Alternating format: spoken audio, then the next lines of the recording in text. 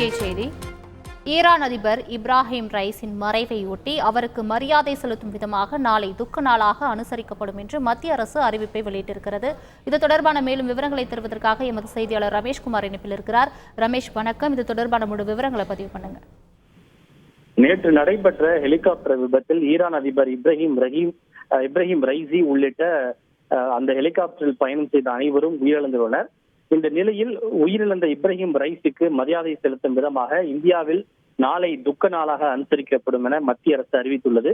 ஏற்கனவே ஈரான் நாட்டில் அந்த நாட்டு அரசு 5 நாட்கள் துக்கம் அனுசரிக்கப்படும் என அறிவித்துள்ளது. அதே போல லெபனானும் கூட 3 நாட்கள் துக்கம் அனுசரிக்கப்படும் என அறிவித்திருக்கிறது. பல்வேறு நாடுகளும் தங்களுடைய துக்கத்தை தொடர்ந்து பதிவு செய்து வருகின்றன.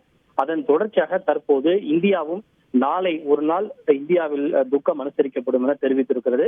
நாளை நாடு முழுவதும் மத்திய அரசு அலுவலகங்களில் தேசிய கொடி அரை கம்பத்தில் பறக்கும் எனவும் அலுவல் பூர்வமான எந்த அரசு நிகழ்ச்சியும் நடைபெறாது என மத்திய அரசு அறிவித்திருக்கிறது. விரிவான தகவல்களுக்கு நன்றி ரமேஷ்குமார்.